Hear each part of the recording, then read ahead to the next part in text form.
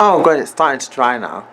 I thought I'd do a follow-up video because I had a really nice subscriber named Honey. Hey babe. She just messaged me and I just felt like I needed to do a follow-up video. She's the one that made me feel like I talked about it, but I think I talked in a way that people could relate, but I didn't really give any advice on how to get to that point. So her message made me realize that, and I said I definitely want to do step by step. How did it start with me? How do you start to love yourself? Like, in the process, what? Alright, obviously people always say the same thing. I say it a lot actually, is like investing time in yourself. And when I say that, like, let me elaborate on it.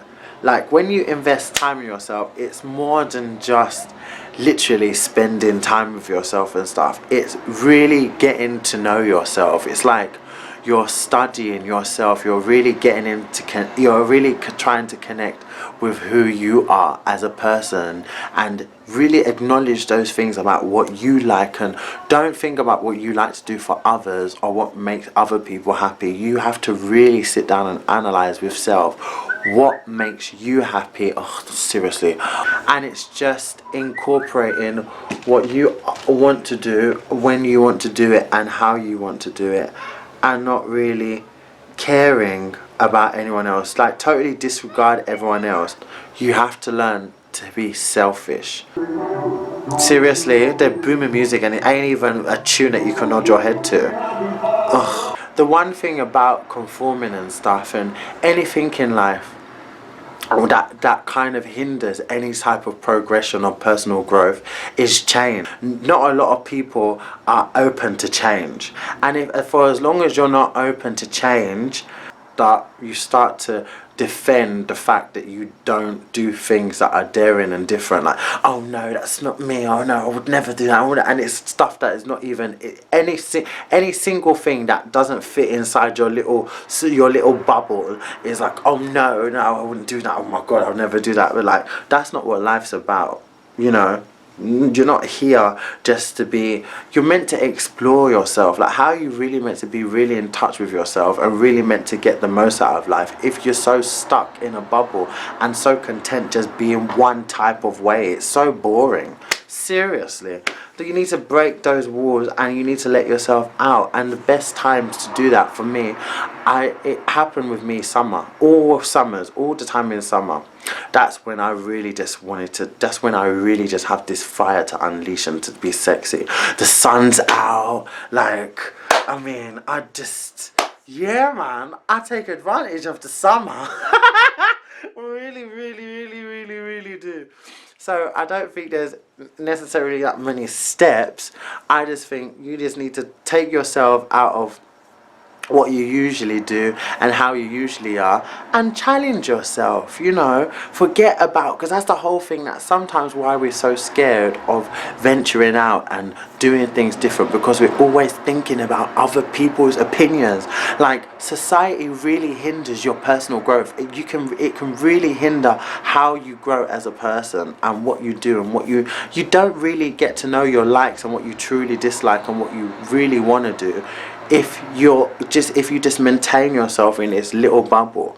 You have to really let yourself out, and you have to give yourself that opportunity to have those experiences, to say, oh my god, yeah, I did that, I did this. And not even anything like obscene. If that's what you want to do, then good for you. I don't mean it to be that way, nothing sexual and all that stuff. That's a different conversation.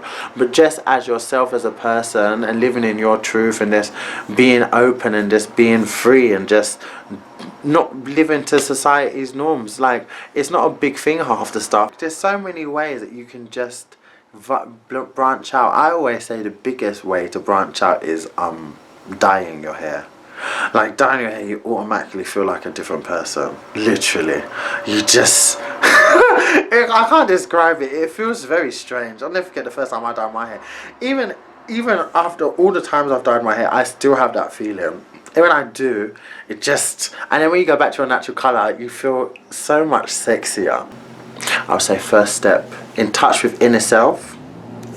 Second step, do something out of character, do something very daring, wear something daring. I challenge you to dye your hair, to wear something that you wouldn't usually wear, and just embrace yourself. Fucking hell, like, Jesus, just, especially when the sun's out like this, who wants to be the same old way? No, man, Jesus, sun's out like this, slap some baby oil on your body, do your hair however, put some sexy contact lenses or embrace your beautiful, gorgeous eyes. Walk down that street like you run the place. My lord. And third step, smile. Innit? You got to know, you got to believe, and you really got to know that you're beautiful and that you're worthy. That's another thing. Like, you have to know that. And insecurities can spoil that. But that's what I mean, insecurities and all. You should know that with your insecurities and the fact that you can acknowledge that you have things wrong, that is what makes you beautiful. There's nothing that no one can't tell you about yourself. So you shouldn't be proud of you. That's all the more reason to be proud of the person that you are right now, that you're going to be tomorrow, and that you're going to be in the future and past. Regardless of what's happened, what you've gone through, you're here now, and this is a life that you only have one chance to live.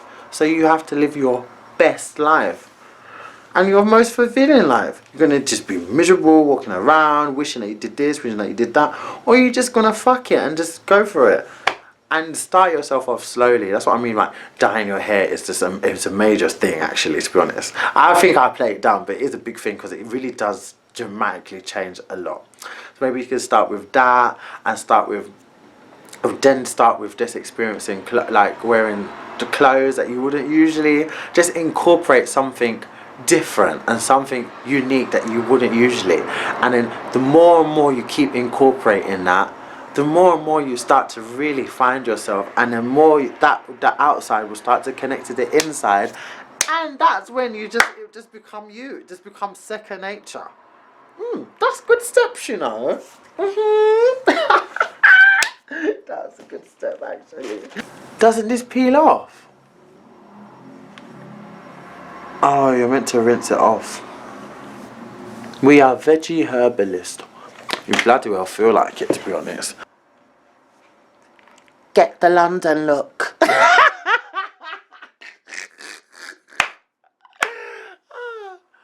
That being said, I'm going to wash my face, you guys, and remember to embrace your individuality. Embrace your inner sexy. Oh yeah. I'm ready to go.